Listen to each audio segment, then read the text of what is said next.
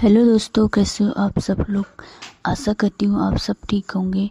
तो चलिए आज आपसे मैं साझा करने जा रही हूँ तुलसी जी की पूजा कब करनी चाहिए और तुलसी जी को जल कब देना चाहिए।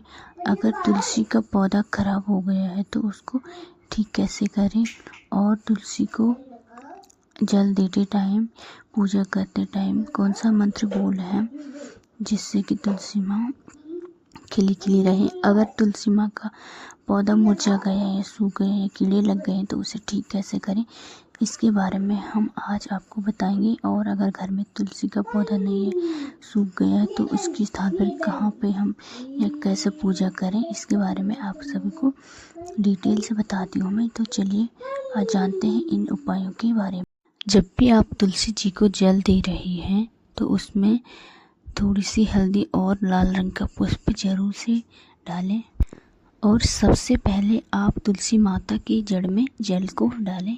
उसके बाद उनको अच्छे से नहला दें और उसके बाद उनको प्रणाम करें। जब भी आप तुलसी माता में जल चला रही हैं तो उनके जड़ के सामने एक कटोरा या बाउल रख लीजिएगा ताकि आप जब तुलसी माता को नहलाएं और जो जल नीचे गिरता है, मतलब उनकी पत्तियों से होकर के वो जल उस कटोरे में गिर जाए या उस पात्र में गिर जाए। और उसके बाद आप उस जल के अपने पूरे घर में छींटे लगाएं और अपने ऊपर भी छींटे लगाएं, अपने घर वालों के ऊपर सब पे छींटे लगा सकते हैं। ऐसा करने से आपके घर का जो भी वास्तु दोष है वो सारा समाप्त हो जाएगा।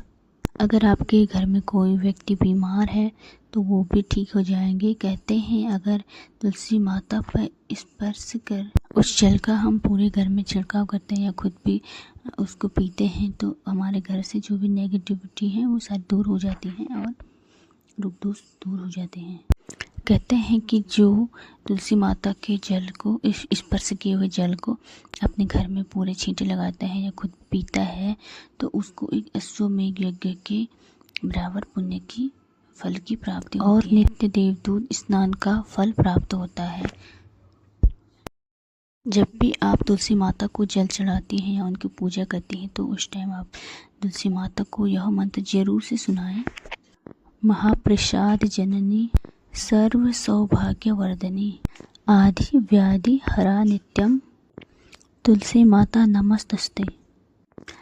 अगर आपको ये मंत्र याद होता है तो इसको आप तुलसी माता के सामने सुना दीजिए। और आपको अगर ये मंत्र याद नहीं होता है तो आप उनके सामने दूसरे मंत्र का उच्चारण भी कर सकते हैं।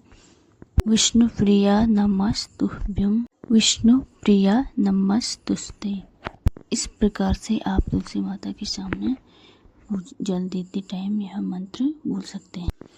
जल चढ़ाने के बाद आप जो तुलसी माता की जड़ की मिट्टी होती है उनको अपने माथे पर तिलक जरूर से कीजिए। कहते हैं कि तुलसी माता के जड़ की मिट्टी काफ़ी पूजनीय और देव्य होती है।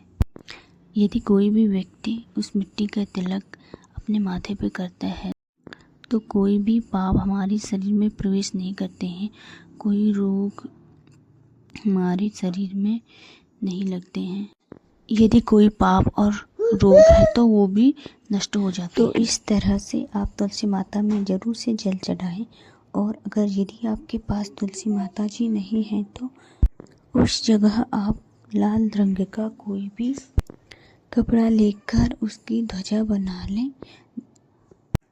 ध्वजा आप उस स्थान पर लगाएं जहाँ पर आप तुलसी माता की पूजा करते हैं या जहाँ पर तुलसी माता सूख गए हैं उस स्थान पर भी आप ध्वजा लगा सकते हैं जब तक कि आप नई तुलसी आपके घर में नहीं आ जाती तब तक। क्योंकि कहते हैं जैसे तो चलिए आज जानते हैं रविवार के दिन तुलसी की हो या पर की जाती दीपक जलाना चाहिए या नहीं मानी जाती है। आप रविवार को शाम के समय तुलसी पर दीपक जला सकते हैं बट तुलसी माता के नाम की पूजा कीजिए, जल चढ़ाइए। और वैज्ञानिक दृष्टिकोण से भी तुलसी माता को काफ़ी उपयोगी बताया गया है। काफ़ी बीमारियों में काफ़ी जगह तुलसी का प्रयोग किया जाता है। तो तुलसी पूजनीय है एक तरह से, वह एक औषधीय पौधा भी है। तो इस तरीके से आप तुलसी माता को नित्य जल चढ़ाएं, नित्य प्रयोग कीजिए तुलसी माता का। और आप यह याद रखें कि रविवार के दिन आपको भूल कर भी तुलसी माता को जल नहीं चढ़ाना है, ना ही उनको स्पर्श करना है। कहा जाता है कि रविवार के दिन तुलसी माता विष्णु जी की पूजा में ध्यान मग्न रहती हैं और उस दिन तुलसी माता विष्णु भगवान जी के लिए व्रत करती हैं। तो आप भूलकर भी उस दिन तुलसी माता को जल न चढ़ाएं। यदि आपके तुलसी के पौधे में कीड़ा लग गया है तो आप क्या करें? जब भी आपकी तुलसी माँ मुरझाने लगे या उसमें कीड़ा लग जाए तो आप क्या करें कि हल्दी और गंगा जल मिलाकर उसमें थोड़ा सा पानी भी मिला दें और अच्छी तरीके से तुलसी माता पे छिड़काव कर दें। आप सप्ताह में 2 बार ऐसा ज़रूर करें। कोई कीड़ा है या कोई रोग है या तुलसी सूख चुके हैं तो इस तरीके से आप अगर छिड़काव करेंगे तो तुलसी माता आपकी फिर से हरी भरी हो जाएंगी। जब भी आप अपने घर में या आंगन में तुलसी माता जी को लाते हैं, जहाँ पे आपने तुलसी माता को लगाने का स्थान को चयन किया है, तो आप यह ध्यान रखें कि जिस स्थान पर तुलसी लगाए हैं और अपने घर के मंदिर को कोना उत्तर पूर्व दिशा का जो कोना होता है उस स्थान पर तुलसी माता को लगाएं। और आप तुलसी माता को कभी भी जब भी आप तुलसी माता को लगाते हैं तो ध्यान रखिए कि आपको तुलसी माता को शुक्रवार के दिन और कार्तिक पूर्णिमा का दिन भी तुलसी माँ को प्रिय है। तुलसी माता को आप शुक्रवार के दिन और कार्तिक की पूर्णिमास के दिन भी लगा सकते हैं।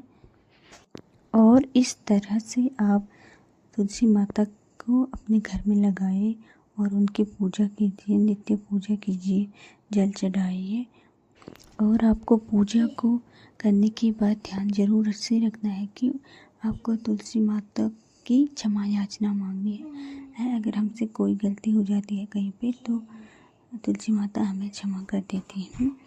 और आपको कोई पूजा में क्षमा याचना जरूर से मांग लेनी चाहिए जब पूजा ख़त्म होती है। तो इससे क्या है कि हमारी पूजा जल्दी स्वीकार हो जाती है और जो हमारी मनोकामनाएं हैं वो जल्दी से पूरी होने की आशंका रहती है। आई होप आपको मेरा वीडियो अच्छा लगा हो तो लाइक कीजिए, कमेंट कीजिए और सब्सक्राइब तो ज़रूर कीजिए। और कमेंट करके ज़रूर बताएं कि आपको मेरा वीडियो कैसा लग रहा है और आपको किस तरीके की वीडियो चाहिए।